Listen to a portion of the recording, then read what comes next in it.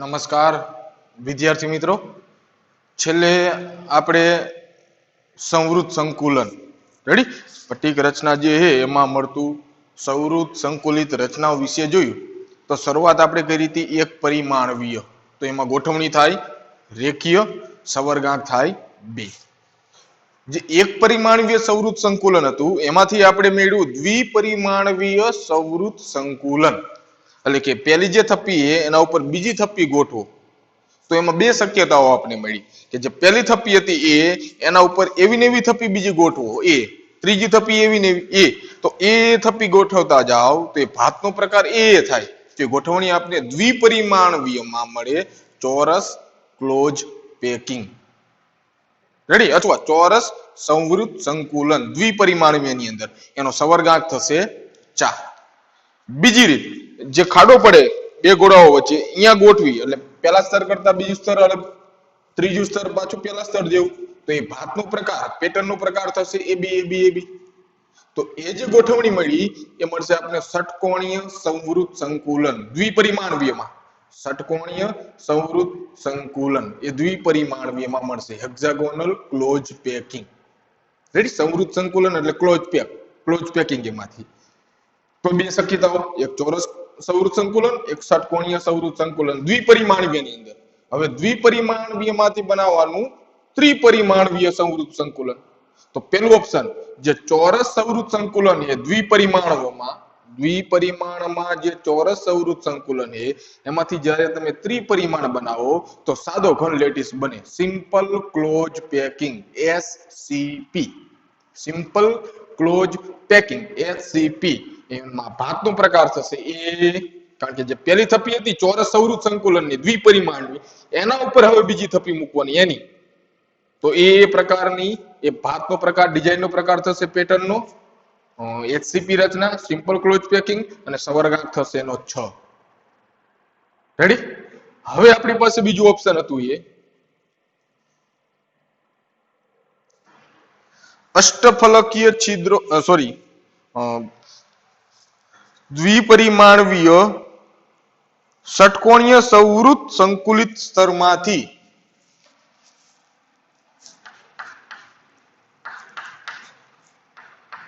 દ્વિપરિમાણીય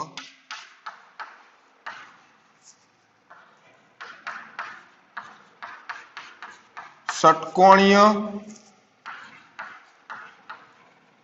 સંવૃત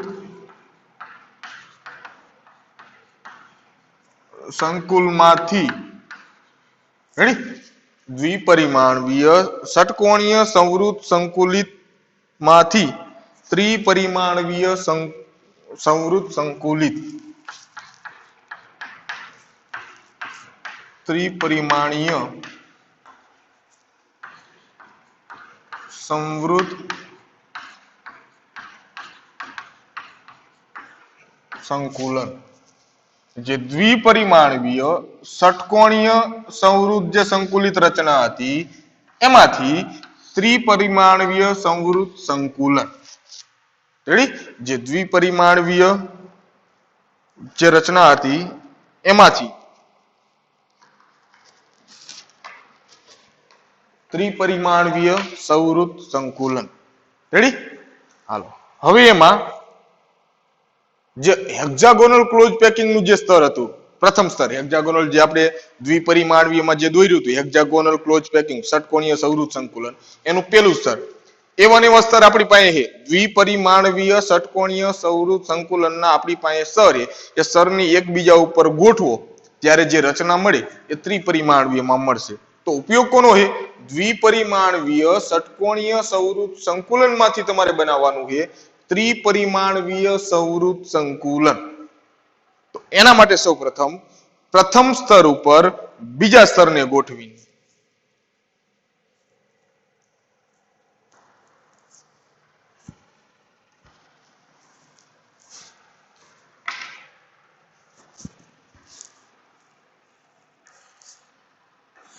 એ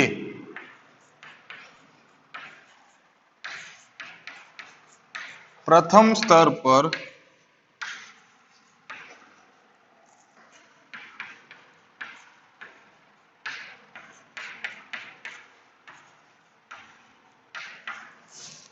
બીજા સ્તરને ગોઠવીને. રેડી? જે પ્રથમ સ્તર છે એ પ્રથમ સ્તર ઉપર બીજું સ્તર ગોઠવો પહેલા. ડાયરેક્ટ રચના નથી મળતી આમાં, સમજો પહેલા. જે દ્વિપરિમાણીય સંવૃત સંકુલન છે એમાંથી આપણે ત્રિપરિમાણીય સંવૃત સંકુલન બનાવવું હોય તો જેમાં જે ષટકોણીય સંવૃત સંકુલન જે દ્વિપરિમાણીય છે એનું જે પ્રથમ સ્તર છે એ પ્રથમ સ્તર ઉપર મૂકવાનું તમારે બીજું સ્તર. ત્યારે શું જોવા મળે આપણે જોવાનું છે. પ્રથમ સ્તર પર બીજા સ્તરને ગોઠવીને.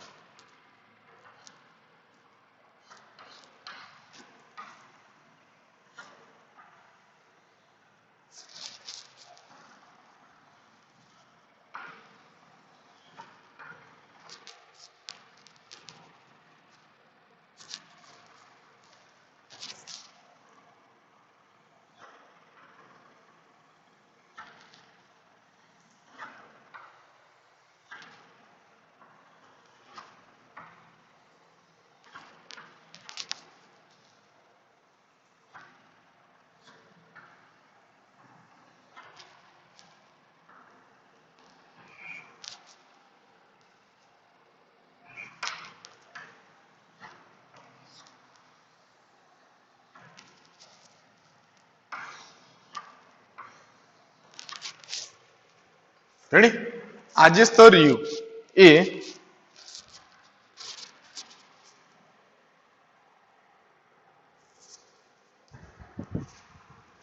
પ્રથમ સ્તર છે. રેડી? આ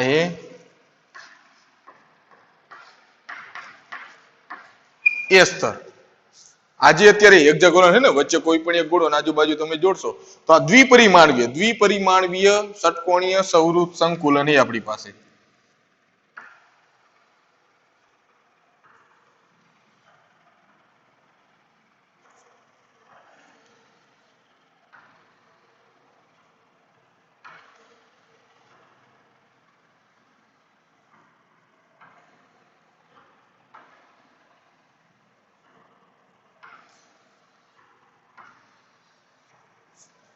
દ્વિપરિમાણીય ષટકોણીય સંવૃત સંકુલન. રેડી? હવે આ પ્રથમ સ્તર ઉપર ગોઠવવાનું બીજું સ્તર. રેડી? આ જે પ્રથમ સ્તર છે એના ઉપર શું ગોઠવવાનું છે તમારે? બીજું સ્તર.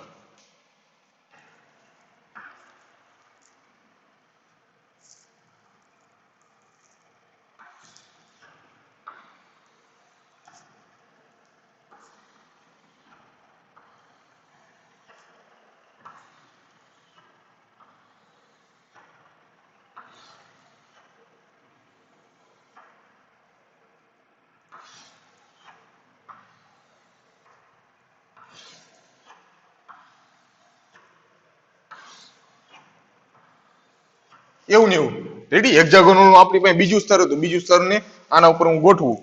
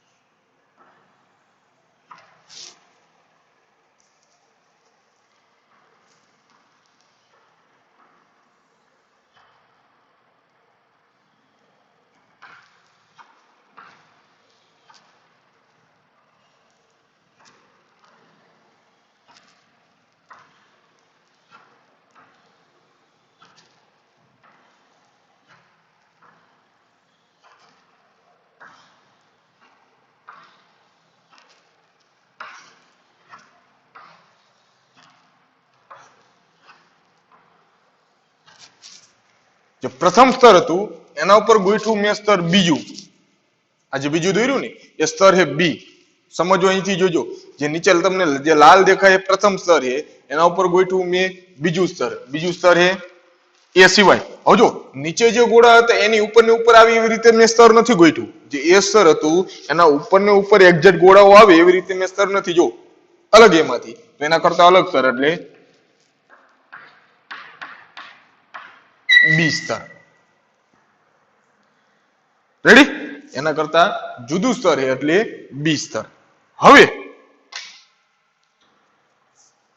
એ સ્તર ઉપર જ્યારે તમે બી સ્તર ગોઠવું, નીચે જે લાલ છે નીચે ગોળાઓનું સ્તર છે એના ઉપર આ મેં બી સ્તર ગોઠવું, ત્યારે એમાં બે પ્રકારના છિદ્ર જોવા મળે. શું જોવા મળે? બે પ્રકારના છિદ્ર. પ્રથમ સ્તર ઉપર જ્યારે બીજા સ્તરને ગોઠવવામાં આવે તો એમાં જોવા મળે બે પ્રકારના છિદ્ર. રેડી? જે પ્રથમ સ્તર છે એના ઉપર બીજું સ્તર. જો એમાં એ વાળું ટોપિક જે લખ્યું પેજ નંબર 16, આપણે ષટકોણીય સૌરુત સંકુલિત સ્તર એ લઈએ અને તેના પર એવું જ બીજું સ્તર ગોઠવીએ જેથી બીજા સ્તરના ગોળાઓ પહેલા ગોળાના અવનમનમાં બરાબર ગોઠવાય. આમાં બંને સ્તરના ગોળાઓ અલગ રીતે ગોઠવાયેલા છે માટે બીજા સ્તરને બી કહીએ. રેડી? આ જે વચ્ચે ખાંચ પડ્યો ને એમાં ગોઠવાય એવી રીતે મૂક્યા તો એ બીજું સ્તર અલગ મેળવી એને બી કહીએ. આકૃતિમાંથી આપણે અવલોકન કરી શકીએ કે પ્રથમ સ્તરના બધા જ ત્રિકોણીય છિદ્રો એ બીજા સ્તરના ગોળાઓ વડે સંપૂર્ણ રીતે ઢકાયેલા નથી. આ જુદી ગોઠવણીની રચના કરે છે. જ્યારે બીજા સ્તરના ગોળાઓ પ્રથમ ગોળાના છિદ્ર ઉપર ગોઠવાય ત્યારે સમચતુષ્ફલકીય છિદ્રો રચાય છે. સમજો હવે આ જે ત્રિકોણીય ત્રણ ગોળાઓને તમે ભેગા કરો એટલે ત્રિકોણીય ભાગ થાય. આવી રીતે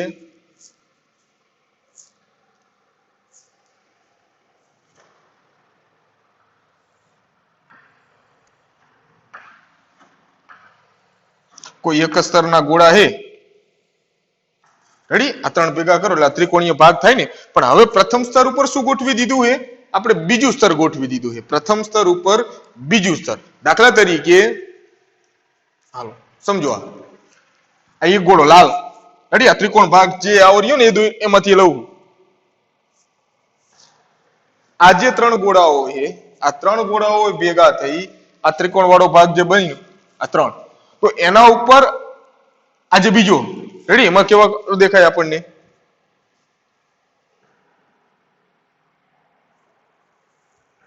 રેડી? આ બ્લુ કલર જેવો જે ગોળો છે, કારણ કે બીજું સ્તર છે, નીચે લાલ સ્તર છે એના ઉપર આ બ્લુ સ્તર છે એમાંથી. તો નીચે આ ત્રણ જે લાલ ગોળાઓ છે એમાં જે ત્રિકોણનો જે ભાગ બને છે એમાં ચોથો બ્લુ સ્તર અહીંયા ગોઠવાયેલો હશે, ઢંકાયેલો. અત્યારે હું એમ કહું તમને કે આ તમને ત્રિકોણનો ભાગ અત્યારે અહીં સામેથી જુઓ તો દેખાય? ગોળાઓ વિચારો કે ગોળાઓ છે તો ત્રિકોણ વાળો ભાગ તમે અહીંયા સામેથી જુઓ તો તમને દેખાશે? નહીં દેખાય. રેડી? એવી જ રીતે આ ત્રણ બ્લુ ગોળાઓ લો, એના નીચે આ લાલ ગોળો, 1 2 3 આ બ્લુ ગોળાઓ છે એને નીચે લાલ ગોળો, તો અત્યારે તમને ત્રિકોણ વાળો ભાગ દેખાશે? દેખાશે ને? પણ આરપાર નહીં દેખાય. પાછળ ઓલો લાલ ગોળો જે છે એ હશે, પેલો સ્તરનો ગોળો હશે એમાંથી. તો આ જે ત્રણ ભાગે એના ઉપર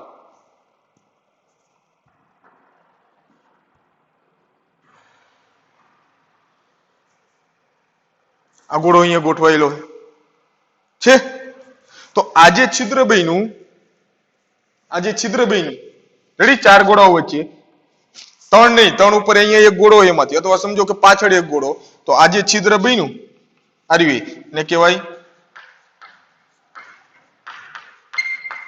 સમચતુષ્ફલકીય છિદ્ર. કેવું છિદ્ર? સમચતુષ્ફલકીય એટલે ટેટ્રાહેડ્રલ. રેડી, સમચતુષ્ફલકીય એટલે ટેટ્રાહેડ્રલ. તો એને કોના વડે દર્શાવાય? ટી વડે દર્શાવાય. તો આ જે ચાર ગોળાઓ વચ્ચે બનશે આ શું બનશે? સમચતુષ્ફલકીય છિદ્ર, ટેટ્રાહેડ્રલ.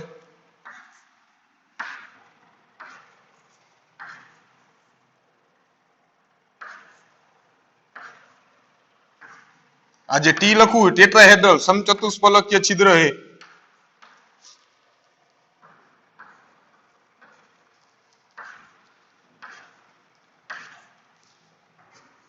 રેડી, એ બધા કેવા છિદ્ર હે? સમચતુષ્ફલકીય. ચાર ગોળાઓથી તો ત્રણ ગોળાઓ અહીંયા મૂકવાના આવી રીતે, ત્રણ ગોળાઓ, ત્રણ ગોળાનો જે ત્રિકોણ વાળો ખાંચ પડી એક ગોળો મૂકી દો એટલે કેટલા? ચાર ગોળા થયા. તો આ જે છિદ્ર બન્યું એને શું કહેવાય? સમચતુષ્ફલકીય છિદ્ર.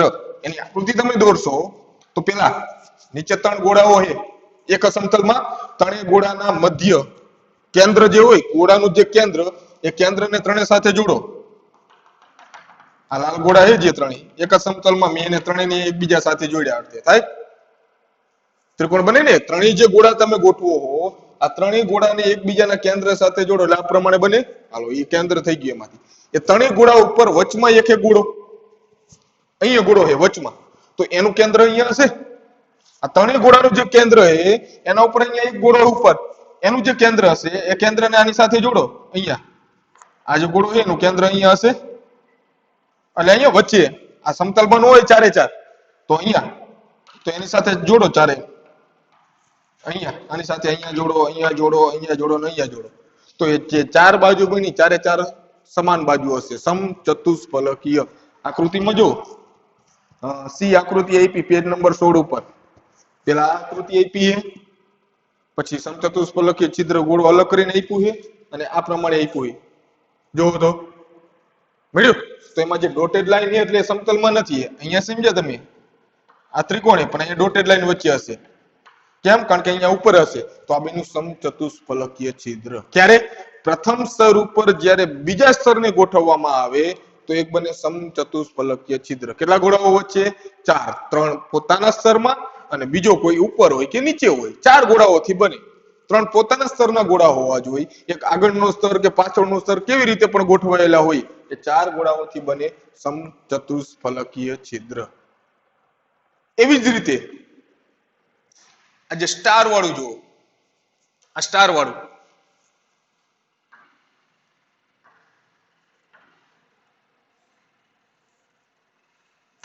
અહીંયા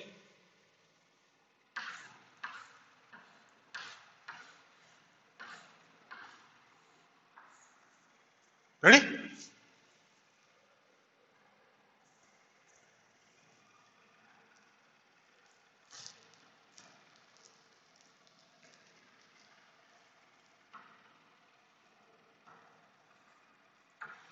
આ સમચતુષ્ફલકીય છિદ્ર,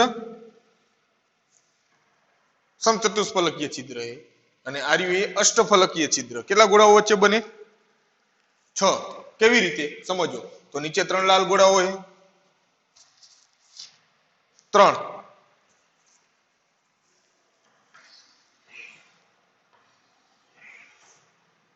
એક બે અને આ નીચે ત્રણ. એટલે આ ત્રણ ગોળાઓથી એક ત્રિકોણ વાળો ભાગ થાય, ઉપર અણી વાળો. રેડી. હવે એની સાથે બીજા ત્રણ ગોળાઓ, એક બે અને ત્રણ.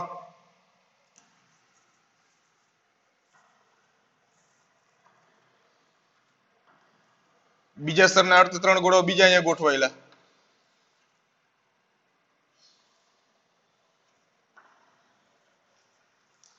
તો આ નીચેની તીર વાળું નિશાની બની, એમાંથી ત્રણ ગોળાઓ, નીચેના ત્રણ, એક સ્તરના ત્રણ ને બીજા સ્તરના ત્રણ. તો આ જે આ સ્ટાર જેવું બન્યું આ છિદ્ર, કારણ કે એની રચના તમે બનાવશો ને, નીચેના જે 3 ગોળા છે એને જોડશો એટલે અહીંયા ત્રિકોણ બને એક, ઉપરના 3 ગોળા છે આ નીચેનો નીચે દર્શાવતો ત્રિકોણ બને અણીવાળો, આ 3 ને જોડો તો ઉપર દર્શાવતો ત્રિકોણ બને, એમાંથી બધાય ગોળાને એકબીજા સાથે તમે જોડશો તો જે અષ્ટફલકીય રચના હોય ને, અષ્ટફલકીય રચના કે 4 અહીંયા 1 2 3 4, રેડી, 4 હે ચોરસ બનાવો, એક ઉપર હોય ને એક નીચે હોય, 4 ઉપર સાથે જોડો, નીચેને 4 સાથે જોડો તો 8 બાજુ વાળું મળે, તો આમાં એ જ પ્રમાણે રચના મળશે. એમાં આકૃતિમાં જુઓ પેજ નંબર 16 ઉપર સી નીચે આકૃતિ અષ્ટફલકીય છિદ્ર. તો આ જે છિદ્ર બન્યું એ બન્યું અષ્ટફલકીય છિદ્ર, ઓક્ટાહેડ્રલ સમચતુષ્ફલકીય છિદ્ર, તો એને દર્શાવાય ટી વડે, ટેટ્રાહેડ્રલ. ટેટ્રાહેડ્રલ એટલે સમચતુષ્ફલકીય, ઓક્ટાહેડ્રલ એટલે અષ્ટફલકીય. કારણ કે બધા ગોળાઓને જોશો તો એક અષ્ટફલકીય રચના થશે, જેટલા માટે છિદ્રનું નામ શું આપી દીધું આપણે? અષ્ટફલકીય છિદ્ર. અહીંયા 4 ગોળાને જોડ્યા તો એક સમચતુષ્ફલકીય ભૌમિતિક આકાર મળ્યો, જેથી એને શું કહી દીધું? સમચતુષ્ફલકીય છિદ્ર. તો આ જે બધા છિદ્રો બન્યા ઓક્ટાહેડ્રલ અષ્ટફલકીય છિદ્રો.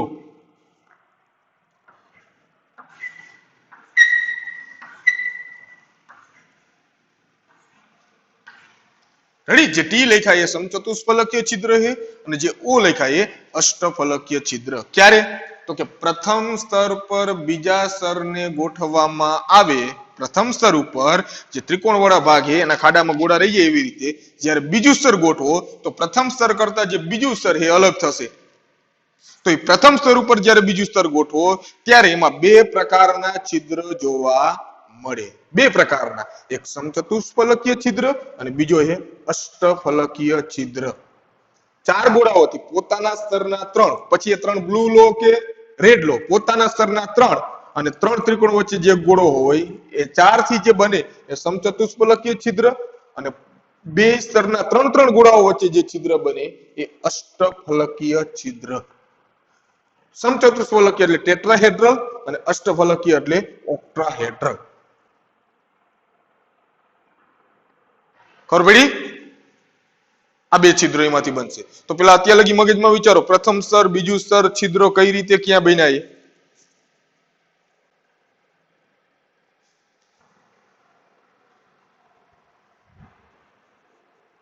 ખબર પડી 2 છિદ્રોમાં? તો હવે યાદ રાખજો કે કોઈ પણ સંવૃત સંકુલિત રચના હોય, ત્રિપરિમાણીય સંવૃત સંકુલિત રચના હોય, એમાં જેટલા ગોળાઓ ગોઠવણીમાં ભાગ લેતા હોય, જેટલા પણ ગોળાઓ ગોઠવણીમાં ભાગ લેતા હોય એટલે કે સંવૃત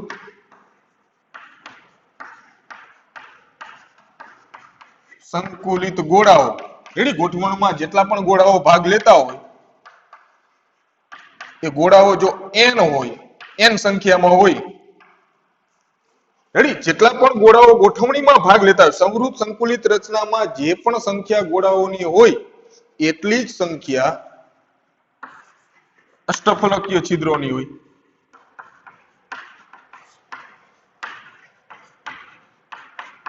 આ ખાસ યાદ રાખવાનું છે કે સંવૃત સંકુલિત રચનામાં જેટલા પણ ગોળાઓથી ગોઠવણી થતી હોય એટલા જ અષ્ટફલકીય છિદ્રો હોય. 100 ગોળાઓથી તમે ગોઠવણી કરો તો અષ્ટફલકીય છિદ્રોની સંખ્યા કેટલી મળશે તમને? 100. જેટલા ગોળાઓ ગોઠવણીમાં ભાગ લેતા એટલા જ અષ્ટફલકીય છિદ્રો. સમચતુષ્ફલકીય છિદ્રો છે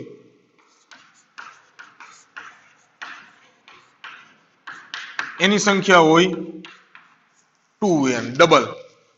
જેટલા ગોળાઓ ભાગ લેતા હોય એટલા અષ્ટફલકીય છિદ્રો હોય n, એના કરતા ડબલ હોય સમચતુષ્ફલકીય છિદ્રો.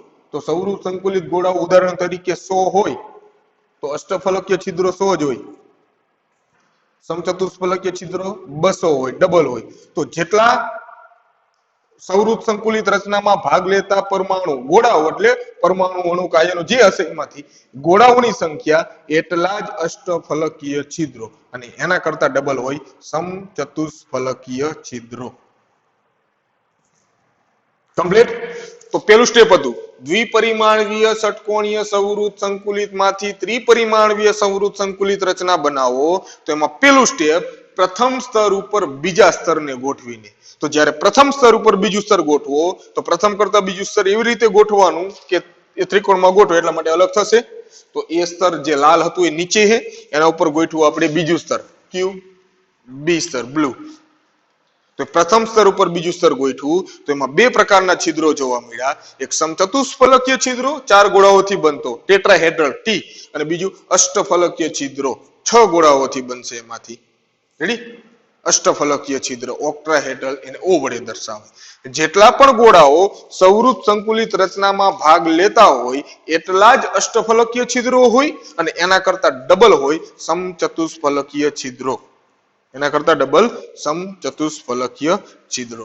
હાલો, તો પ્રથમ સ્તર ઉપર બીજું સ્તર ગોઠવું શું જોવા મળ્યું એમાં ખાસ એ યાદ રાખવાનું તમારે. આ રચના દોરવાની નહીં થાય, આકૃતિ આ યાદ રાખવાનું હોય. જેટલા ગોળાઓ એટલા અષ્ટફલકીય છિદ્ર, એના કરતા ડબલ સમચતુષ્ફલકીય છિદ્ર. હવે બીજું સ્ટેપ બી. બીજા સ્તર ઉપર ત્રીજા સ્તરને ગોઠવતા.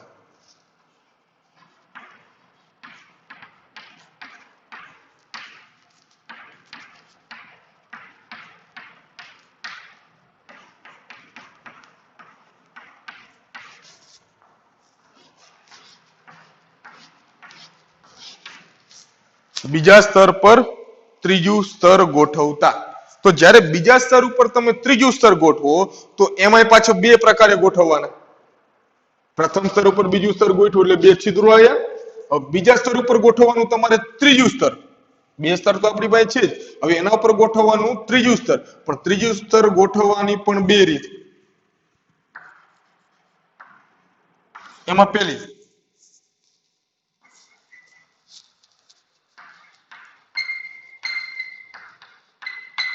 સમચતુષ્ફલકીય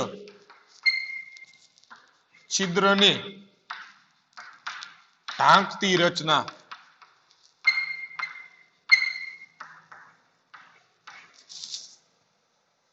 બીજા સ્તર ઉપર ત્રીજું સ્તર ગોઠવો પણ કઈ રીતે? સમચતુષ્ફલકીય છિદ્રને ઢાંકતી રચના. અને બીજું ઓપ્શન એ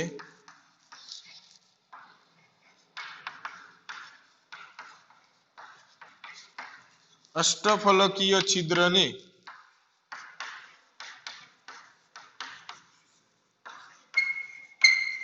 ઢાંકતી રચના. સમચતુષ્ફલકીય છિદ્રને ઢાંકતી રચના અને અષ્ટફલકીય છિદ્રને ઢાંકતી રચના. બીજા સ્તર ઉપર જ્યારે તમે ત્રીજું સ્તર ગોઠવો ત્યારે સમચતુષ્ફલકીય છિદ્રને ઢાંકવા. હાલો, એટલે ટૂંકમાં હવે બીજા સ્તર પેલા ઉપર બીજું તો ગોઠવી નાખ્યું આપણે. બીજા સ્તર ઉપર ત્રીજું સ્તર એવી રીતે ગોઠવવાનું, એવી રીતે કે સમચતુષ્ફલકીય છિદ્રો જે તમને દેખાય, આ દેખાતા હશે ને, કારણ કે નીચે લાલ ગોળો છે, ઉપર અહીંયા બ્લુ ના 3 ગોળા, તો આ છિદ્ર આપને દેખાતું હશે. આ છિદ્ર છે આ નહીં દેખાતું હોય. કેમ? કારણ કે જે નીચે 3 ગોળા હતા એના ઉપર આ ગોળો આવી ગયો. અત્યારે તમને ઉપરથી દેખાતું નથી. છિદ્ર છે પણ દેખાતું નથી. તો સમચતુષ્ફલકીય છિદ્રને ઢાંકતી રચના. એટલે હવે ગોળા એવી રીતે ગોઠવો કે તમને સામેથી અત્યારે જે સમચતુષ્ફલકીય છિદ્રો દેખાય ઉપરના આર્ય છિદ્રો, જે સમચતુષ્ફલકીય છિદ્રો એ ઢંકાઈ જવા જોઈએ. એને ઢાંકતી રચના બનાવવાની. રેડી? આ સમચતુષ્ફલકીય છિદ્રો છે અહીંયા, પણ આ દેખાતા નથી કારણ કે નીચે લાલ ગોળા ઉપર આ બ્લુ ગોળો આવી ગયો છે. આ જે ઉપર 3 બ્લુ ગોળા વચ્ચે ત્રિકોણ, નીચે લાલ ગોળો છે, ઉપર 3 એટલે દેખાય. તમને જે સમચતુષ્ફલકીય છિદ્ર દેખાય એને ઢાંકતી રચના બનાવો. તો આપણે આ છિદ્ર દેખાય આને ઢાંકવું હોય તો શું કરવું પડે? અહીંયા ગોળો મૂકવો પડે. અહીંયા ગોળો મૂકવો પડશે ને. તો અહીંયા ગોળો મૂકશો, અહીંયા આને ઢાંકવો હશે તો અહીંયા ગોળો મૂકશો, આને ઢાંકવો હશે તો અહીંયા મૂકશો, આને ઢાંકવો હશે તો અહીંયા મૂકશો, આને ઢાંકવો હશે એટલે અહીંયા મૂકશો, આને ઢાંકવો હશે એટલે અહીંયા મૂકશો. તો આ જે ગોળો મૂકશો એ કોના જેવો થશે? કોના ઉપર એક્ઝિટ આવશે? આ વાદળી ઉપર આવશે નહીં. તો કોના જેવો થશે? કે નીચે જે ઓલો લાલ ગોળો છે એ લાલ ગોળા જેવો જ અહીંયા ત્રીજું સ્તર થશે. ત્રીજો ગોળો એના ઉપર જ આવશે, લાલ ઉપર. હા, વચ્ચે બ્લુ આવી ગયા, નીચે લાલ, 3 બ્લુ. હવે સમચતુષ્ફલકીય છિદ્રને ઢાંકતી રચના બનાવે એટલે ગોળો તમારે અહીંયા જ મૂકવો પડે. તો કોને એક્ઝિટ થશે? જે લાલ ગોળો નીચે હતો એવી રીતે ઉપર ગોળાઓ ગોઠવાશે. તો જે નીચે લાલ ગોળા હતા એના ઉપર જ આ ગોળાઓ ગોઠવશે ત્રીજા સ્તરના. તો એનો મતલબ શું થયો કે જે પ્રથમ સ્તર હતું એવું જ સ્તર કેવું થાય ત્રીજું. પ્રથમ ઉપર અલગ હતું બી સ્તર, એના ઉપર હવે જે ગોઠવું એ સી સ્તર. તો એ કોના જેવું થયું?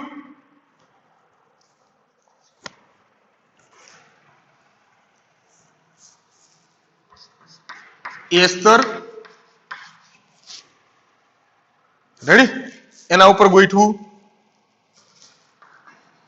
બી સ્તર, પાછું ત્રીજું આવશે એ સ્તર, ચોથું પાછું બી. રેડી. તો હવે આ જે ગોઠવણી છે, જે ત્રીજું સ્તર છે એ ત્રીજું સ્તર કોના જેવું થશે? પહેલા સ્તર જેવું થશે એમાંથી. તો ભાતનો પ્રકાર, ગોઠવણીનો પ્રકાર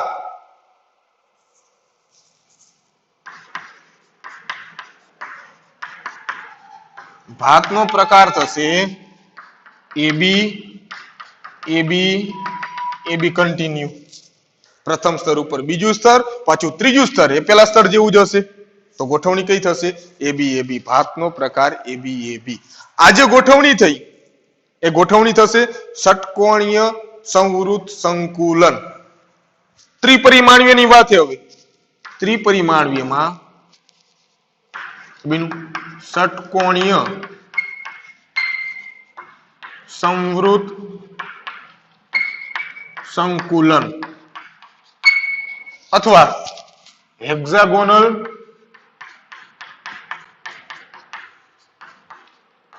close packing. HCP hexagonal close packing. ભાતનો પ્રકાર એબી એબી. ક્યુ સ્તર ગોઠવું?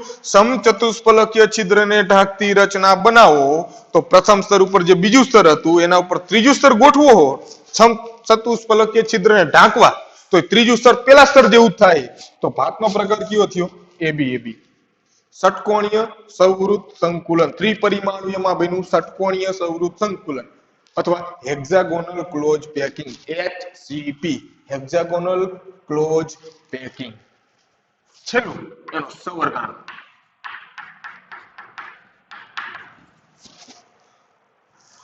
સવર્ગાંક કેટલો થશે? સવર્ગાંક માટે શું જોઈએ? પાડોશીમાં રહેલા જે પરમાણુ હોય એ કેટલા એને ટચ થયેલા હોય. સમજો, પેલું સ્તર લાલ હે, એના ઉપર બ્લુ સ્તર હે, એના ઉપર ત્રીજું સ્તર એ લાલ હશે. તો કોઈ પણ એક સ્તર લેશો, કોઈ પણ એક સ્તર લો, કોઈ પણ લાલ એક લો, એક બ્લુ લો, તો એ સ્તર કેવું હોય? દ્વિપરિમાણીય ષટકોણીય સંવૃત સંકુલન હે. કોઈ પણ એક સ્તર હે પોતે દ્વિપરિમાણીય સંવૃત સંકુલન હે. તો એનો સવર્ગાંક કેટલો હતો? 6. કેમ કે પોતાના સ્તરમાં એક ગોળો. દાખલા તરીકે આ જે બ્લુ ગોળો વિચારો,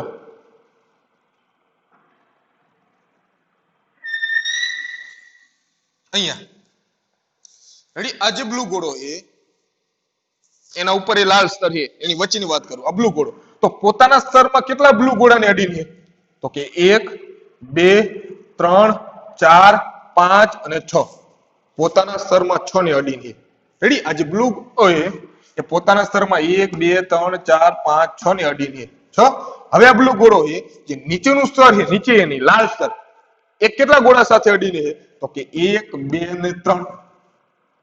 તો આવું નવું સ્તર ઉપર હશે તો ઉપર એ કેટલા ગોળાને અડીને હશે? લાલ સ્તરના 3. તો એનો મતલબ શું થયો? કે પોતાના સ્તરમાં 6 ગોળાને અડીને, નીચે 3 અને ઉપર 3. તો કુલ કેટલો થયો સવર્ગાંક એનો? 12. પોતાના સ્તરમાં 6, 3 ઉપરને અડીને અને 3 નીચે અડીને હશે. રેડી. ઉપર 3 ગોળાને અડેલો હશે, નીચે 3 ગોળાને અડેલો હશે, જેથી એનો સવર્ગાંક કેટલો થશે? 12. સવર્ગાંક થશે 12. મેં આગળ HCP રચના તમને દોરી અને સમજાવી હતી. ક્યારે? પરમાણુની સંખ્યા આપણે ગણતા હતા ત્યારે. હવે સમજો કઈ રીતે રચના હોય. તો અહીંયા આ 6 ગોળાઓ છે પોતાના સ્તરમાં. હવે એની ઉપર કયું સ્તર હોય? લાલ સ્તર. લાલ સ્તરના અહીંયા 3 ગોળાઓ આવે, પછી પાછું બ્લુ સ્તર, એટલે પાછા એના 6 ગોળાઓ આવે. તો આ 6 ગોળાઓ અને આ બ્લુ સ્તરના 6, વચ્ચે લાલના 3 હશે, એ 6 ગોળાને એકબીજા સાથે જોડો એટલે એક હેક્ઝાગોનલ રચના બને.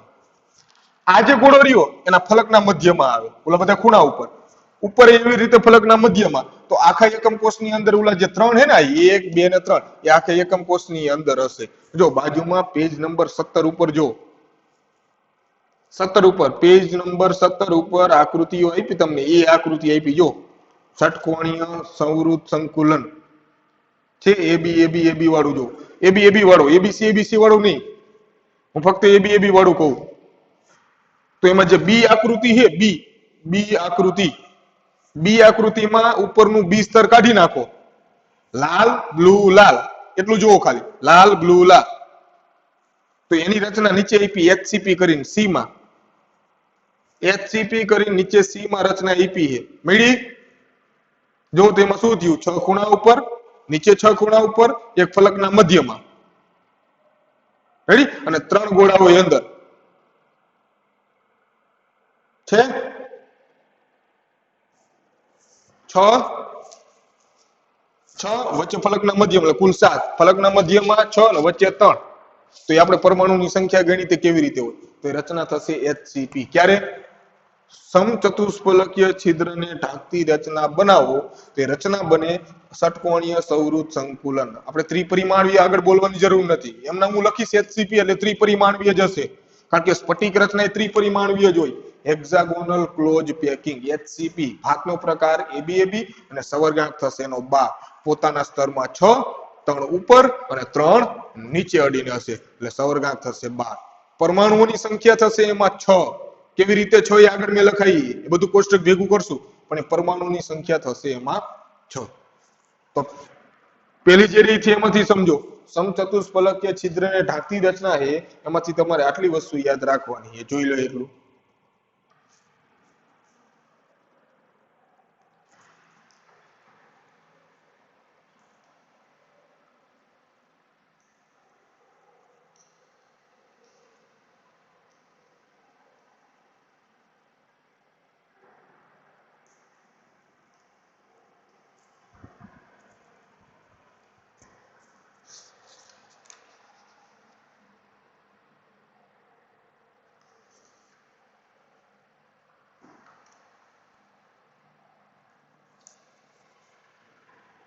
રેડી? હવે બીજું ઓપ્શન, ત્રીજું સ્તર કાઢી નાખો, સમચતુષ્ફલકીય છિદ્ર વાળું. હવે અષ્ટફલકીય છિદ્રને ઢાંકતી રચના બનાવો. અષ્ટફલકીય છિદ્રને ઢાંકતી રચના, આ જે અષ્ટફલકીય છિદ્ર છે એને ઢાંકવું હોય, તો આ છિદ્ર તમને દેખાતું હશે, આ છિદ્રને મારે ઢાંકવું હોય તો અહીંયા ગોળો મૂકવો પડશે.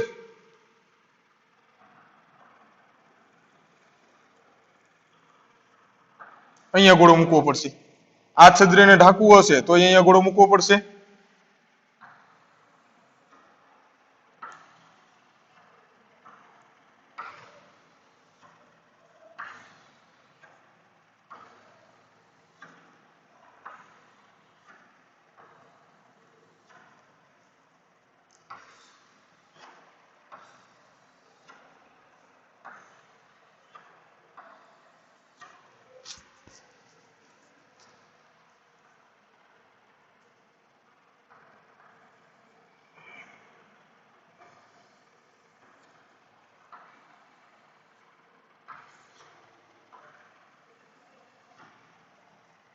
અષ્ટફલકીય છિદ્રને ઢાંકવો છે, આ ઢાંકવું એટલે અહીંયા ગોળો ઉપર મૂકવો પડશે.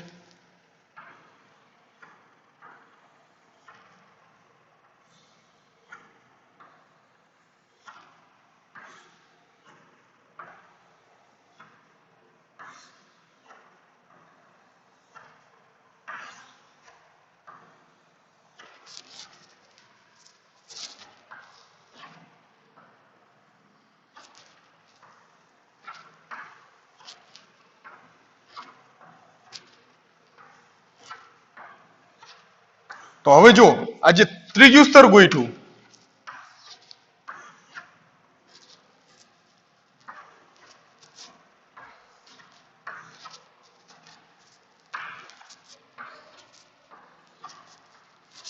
રેડી? આ જે ત્રીજું સ્તર ગોઠવું, જો લાલ સ્તર જેવું થયું નહીં, લાલ સ્તર જેવું થયું છે નથી, બ્લુ સ્તર જેવું થયું નથી, એના કરતા અલગ જ છે ને, તો ત્રીજું સ્તર થશે એ સી સ્તર. કારણ કે અલગ છે, જુદું છે, તો તમારે અલગ જ નામ આપવું પડશે એમાંથી. તો પેલા એ સ્તર એટલે કે ભાતનો પ્રકાર,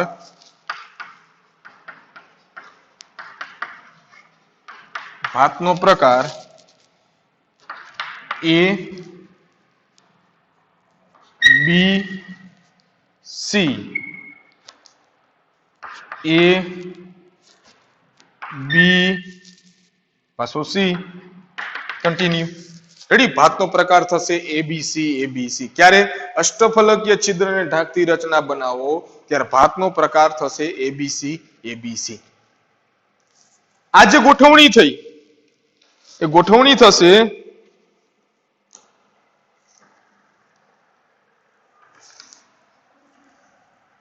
ક્યુબિક ક્લોઝ પેકિંગ સમઘનીય સંવૃત સંકુલિત અથવા ફલક કેન્દ્રિત સમઘનીય રચના ફેસ સેન્ટર્ડ એફસીસી, સમઘનીય સંવૃત સંકુલિત, સમઘનીય સંવૃત સંકુલિત સીસીપી, ક્યુબિક ક્લોઝ પેકિંગ સમઘનીય સંવૃત સંકુલિત ક્યુબિક ક્લોઝ પેકિંગ સીસીપી અથવા ફલક કેન્દ્રિત સમઘનીય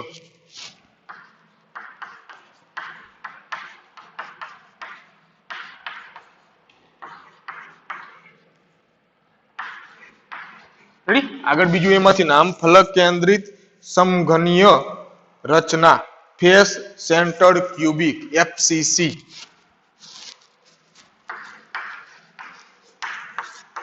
એફસીસી ફલક કેન્દ્રિત સમઘનીય રચના FCC, face centred cubic. CCP cubic close packing સમઘનીય સંવૃત સંકુલિત અથવા એને કહેવાય એફસીસી ફલક કેન્દ્રિત સમઘનીય ફેસ સેન્ટર્ડ ક્યુબિક. તો એ બે નામ એબીસી એબીસી, બે નામ સમઘનીય સંવૃત સંકુલિત અથવા સીસીપી ક્યુબિક ક્લોઝ પેકિંગ, ફલક કેન્દ્રિત સમઘનીય રચના એફસીસી ફેસ સેન્ટર્ડ ક્યુબિક. બે માંથી કોઈ પણ નામ વપરાય, સીસીપી કે એફસીસી કે બે એક જ એમાંથી. રેડી? અને છેલ્લો એનો સવર્ગાંક.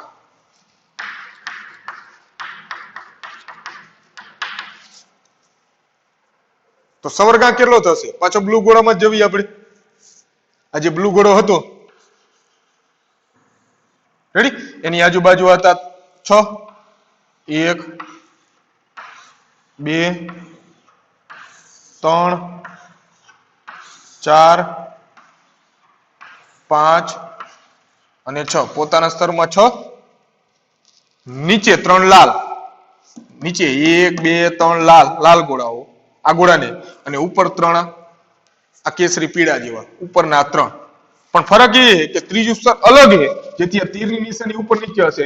3 ગોળાઓ આ બાજુ હશે તો ઉપરના સ્તરના 3 ગોળાઓ આ બાજુ હશે. હશે 3 3 અડીને, તો પોતાના સ્તરમાં 6, ઉપર 3 અને નીચે 3, ઉપર 3 અને નીચે 3, એટલે એનો સવર્ગાંક થશે 12. તો બંનેનો સવર્ગાંક 12. પોતાના સ્તરમાં 6, 3 ઉપર 3 નીચે, પણ બે રચના જુદી જુદી છે. બંને રચનાઓ એ જુદી જુદી થશે. એમાંથી સમચતુષ્ફલકીય છિદ્રને ઢાંકતી રચના બનાવો તો ભાતનો પ્રકાર થાય એબી એબી. કારણ કે ત્રીજું સ્તર પેલા સ્તર જેવું જ મળ્યું એમાં. એ બેનું ષટકોણીય સંવૃત સંકુલન હેક્ઝાગોનલ ક્લોઝ પેકિંગ એચસીપી, સવર્ગાંક થશે એનો 12. અષ્ટફલકીય છિદ્રને ઢાંકતી રચના બનાવો તો ભાતનો પ્રકાર થશે એમાં એબીસી એબીસી, એબીસી એબીસી. તો એના બે નામ આ રચનાને સમઘનીય સંવૃત સંકુલિત સીસીપી ક્યુબિક ક્લોઝ પેકિંગ, ફલક કેન્દ્રિત સમઘનીય રચના એફસીસી ફેસ સેન્ટર્ડ ક્યુબિક નો સવર્ગાંક થશે 12. તો 3 વસ્તુ યાદ રાખવાની, 1 2 અને 3. આ આકૃતિને તમે સમજી વિચારીને જોશો, દોરવાની ક્યાંય જરૂર નથી. એમાં જે આકૃતિઓ આપી છે પેજ નંબર 16 ઉપર 17 ઉપર સોરી, એમાં ક્યાંય તમારે જોવાની જરૂર નથી. બીજી કોઈ આકૃતિમાં મૂંઝવણ કોઈ કરવાની જરૂર નથી. આ 3 વસ્તુ ખાસ યાદ રાખવાની છે કે પ્રથમ સ્તર ઉપર બીજું સ્તર ગોઠવો તો બે પ્રકારના છિદ્રો બને, એની સંખ્યા કેટલી હોય કેવી રીતે બને. બીજા સ્તર ઉપર ત્રીજું સ્તર ગોઠવો તો બે રચના, સમચતુષ્ફલકીય છિદ્રને ઢાંકતી રચના બનાવો તો એચસીપી બને, હેક્ઝાગોનલ ક્લોઝ પેકિંગ. અને અષ્ટફલકીય છિદ્રને ઢાંકતી રચના બનાવો. ત્રીજું સ્તર જ પણ બે અલગ અલગ રીતે તો બને સીસીપી અથવા એફસીસી. બેનો સવર્ગાંક 12. ભાતનો પ્રકાર એચસીપી નો એબીએબી, સીસીપી અથવા એફસીસી નો ભાતનો પ્રકાર એબીસી એબીસી. પૂરું થયું સંવૃત સંકુલિત રચનાઓ. તો ત્રિપરિમાણીયમાં 3 તમારે યાદ રાખવાની. એક એચસીપી સિમ્પલ ક્લોઝ પેકિંગ, દ્વિપરિમાણીય ચોરસ સૌરું સંકુલમાંથી ત્રિપરિમાણીય, દ્વિપરિમાણીય ષટકોણીય સૌરું સંકુલમાંથી ત્રિપરિમાણીય બનાવો તો એમાં 2 રચના બનશે. એમાંથી આ 2 રચનાઓ યાદ રાખવાની. 3 થઈ. એક એચસીપી, સીસીપી અથવા એફસીસી અને એક બીસીસી બોડી સેન્ટર્ડ ક્યુબિક. એ આગળ હું સમજાવીશ એમાંથી તમને. તો આટલું એ કમ્પ્લીટ કરી નાખો. હજી 2 સેકન્ડ આપું, જોઈ લેજો સમજી રીતે. મગજમાં ખાલી યાદ રાખવાની, આ કે દોરવાનું ને થશે નહીં. આજે મેં 3 વસ્તુ લખીને ખાસ યાદ રાખવાની, એટલે એમાંથી અંડરલાઈન પણ કરી નાખજો. બરાબર, આટલું કમ્પ્લીટ કરી નાખજો.